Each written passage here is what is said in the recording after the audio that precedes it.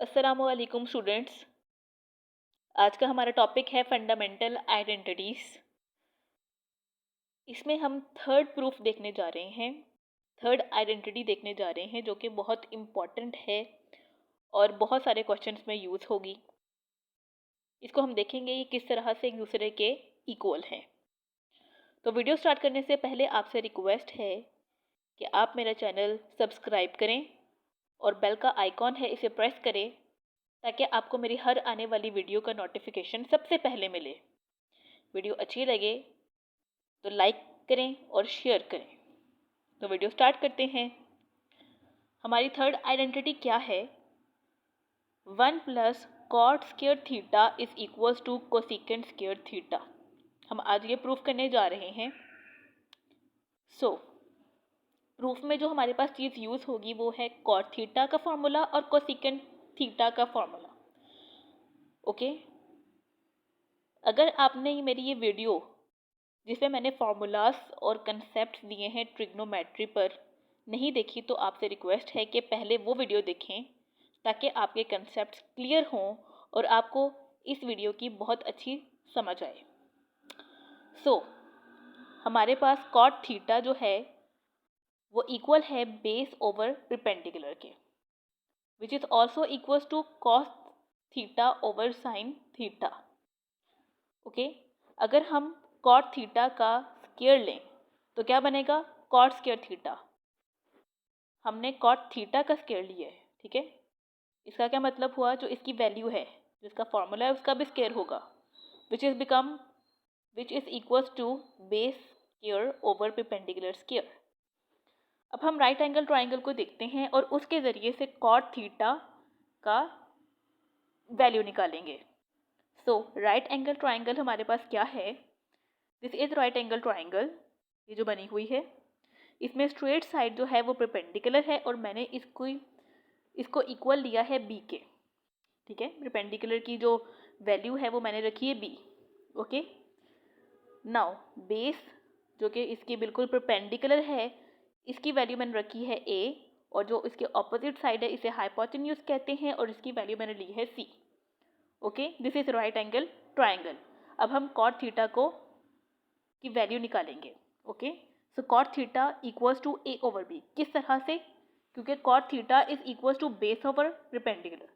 Base की value क्या थी? ए। परपेंडिकुलर की वैल्यू क्या थी? बी। उस दोनों की वैल्यूज रखी हैं इधर। तो कॉट थीटा किसके इक्वल आया? ए ओवर बी के।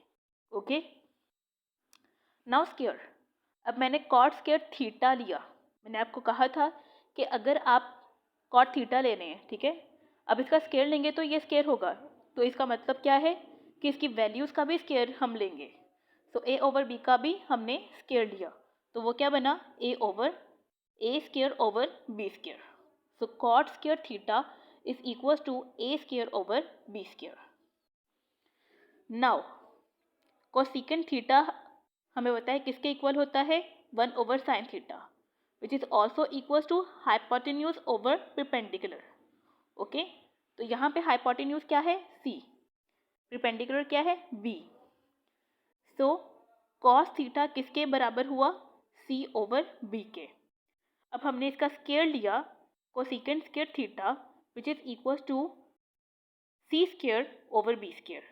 क्योंकि मैंने बताया है कि अगर हम किसी जैसे कि हमने कोसेकेंट स्क्वायर थीटा लिया तो इसकी वैल्यू का भी स्क्वायर हम लेंगे तो किसके बराबर होगा? C square over B square. हमारे पास यहाँ पे इक्वेशन क्या है? 1 plus cot square theta is equal to cosecant square theta. Left hand side कौन सी है? ये वाली 1 plus cot square theta. Right hand side पे क्या है? Cosecant square theta. ओके, अब हमने लेफ्ट हैंड साइड ली है। लेफ्ट हैंड साइड ली जो कि कुछ यूं है 1 plus cot square theta. Okay, now cot square theta की हमने पहले वैल्यू निकाली है, वो किसके बराबर है?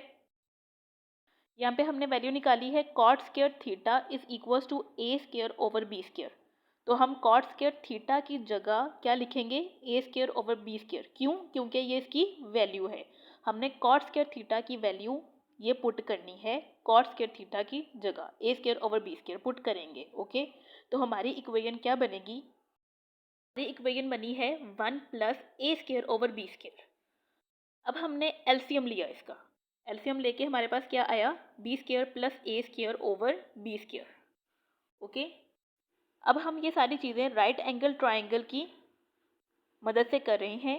तो राइट एंगल ट्राइंगल का एक मशहूर थ्योरम है जिसको हम क्या कहते हैं?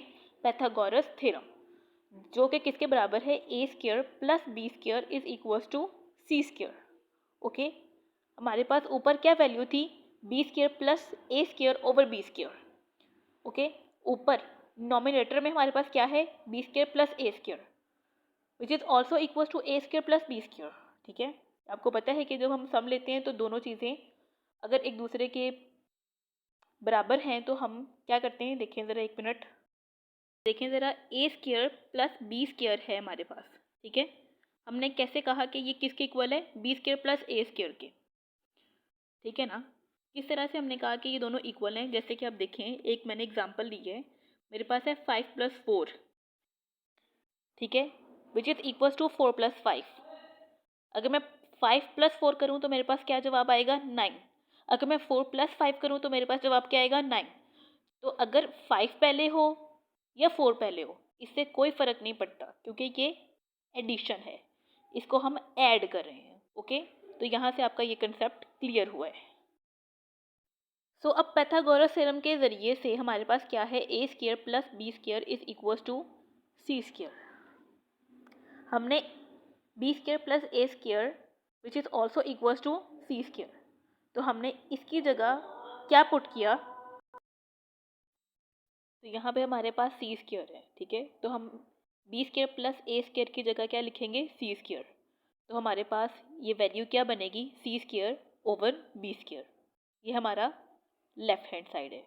अब हम राइट हैंड साइड को देखते हैं। यहाँ पर हमारे पास राइट हैंड साइड पे क्या है? Cosecant square theta. Okay, right hand side पे क्या है? Cosecant square theta. और हमने पहले ही इस वीडियो में कोसेकेंट स्क्वायर थीटा की वैल्यू क्या निकाली है? सी स्क्वायर ओवर बी स्क्वायर। तो हम कोसेकेंट स्क्वायर थीटा की वैल्यू पुट करते हैं, वो क्या बनेगी? सो कोसेकेंट स्क्वायर थीटा इज और राइट हैंड साइड। ओके, इसकी वैल्यू क्या निकली? सी स्क्वायर ओवर बी स्क्वायर। ठीक है, अगर आप देखें आपके पास लेफ्ट हैंड साइड पे क्या निकला था? सी स्क्वायर ओवर बी स्क्वायर। और राइट हैंड साइड पे क्या निकला है? सी स्क्वायर ओवर बी स्क्वायर। तो ये दोनों क्या हो गई? इक्वल। आपने यही प्रूव करना था ना कि आपकी लेफ्ट हैंड साइड क्या हो? राइट हैंड साइड के इक्वल हो। तो यहाँ से हमारे पास थर्ड जो आइडेंटिटी है वो प्रूफ हो गई है। उम्मीद करती हूँ कि आपको मेरी वीडियो पसंद आई है और आपको समझ आई है कि किस तरह से हमने तीनों आइडेंटिटीज़ प्रूव की हैं। Thank you so much for watching. Next video में हम इसके क्वेश्चंस करेंगे। Thank you so much.